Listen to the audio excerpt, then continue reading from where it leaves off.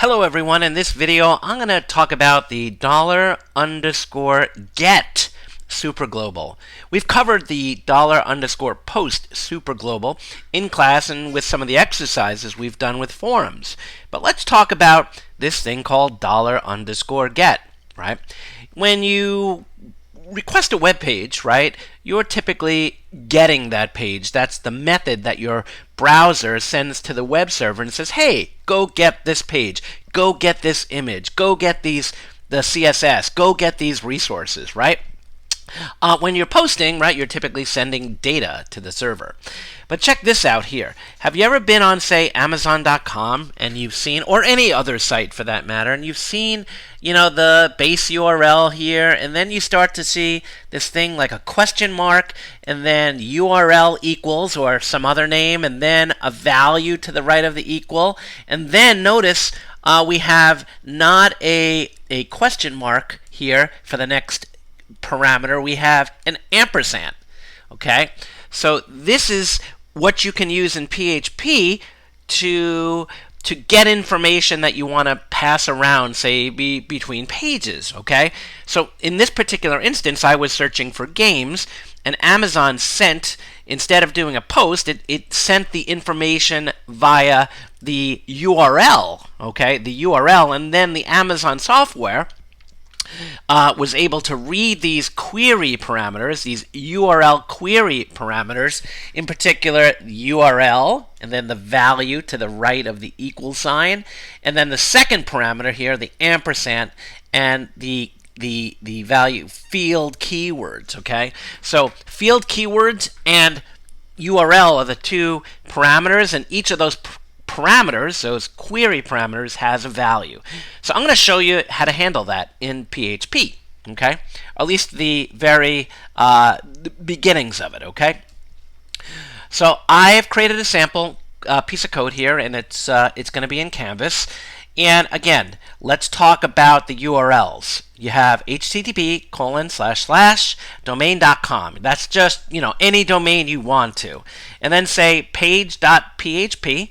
And notice the question mark here, and I created a parameter called param1 equals 3. Okay, the name isn't so important, but you want to make them meaningful when you start using them. Okay, so there's a sample.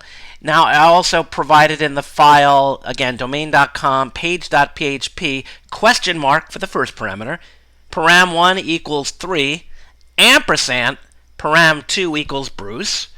And then, again, I created a second one here just to show you, with the first query parameter being QTY for quantity, and I said equals 1, ampersand, and then the weight here equals 450.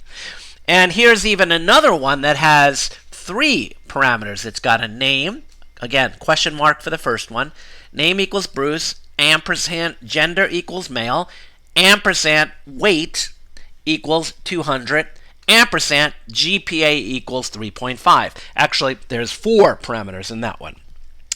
So how can you use this data in your program? Okay, the first thing we're going to do on line 12, like you did, for checking to see if the form was being posted, you're going to use the $_server Superglobal request method. Okay, is the request method could be put, but post or get. So we're checking for get here. Okay, we're checking for get. Now, before I go any further, let me bring up my sample page in my browser. And let's just enter in the URL for this demo page without anything else, just demo.php. And it comes back with a whole bunch of text. It says this page was opened using a GET request. Param1 was not set, and param2 was not set, right? Because we don't have anything here. Okay, so let me do this. The first parameter, always with a question mark, param1 equals, and let's just put in, 42, and hit enter. And now it says here, again, the page was opened using a GET request, and param1 was in fact set, and its value is 42, and param2 is not set. Okay, so let me now add with an ampersand the second parameter, param2 equals, Bruce, right? Capital B-R-U-C-E, and enter. And notice now it comes back, my page that I'll walk through in a moment, the one I started to walk through before, and it says this page was opened using a GET request. Param 1 is set to 42, and param 2 is set to Bruce. Param 1 to 42, param 2 set to Bruce. Okay? So again, like we saw on the Amazon page, you can pass things in the URL that your page or subsequent page can then use to programmatically do things on that page. Okay, let's do the code walkthrough.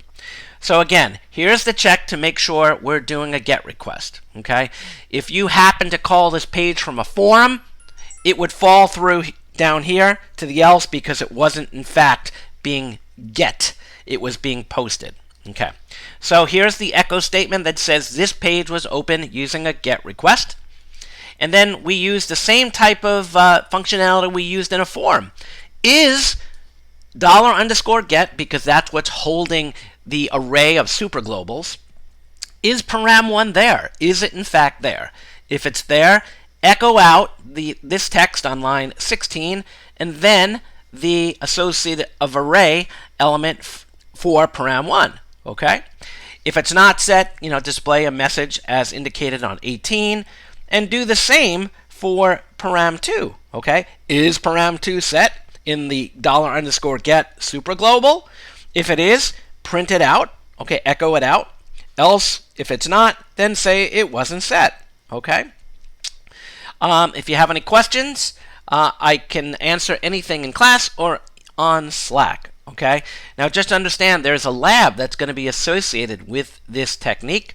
I'll post the code so you can play with it and learn from it and ask any questions you have. Hope this video helps.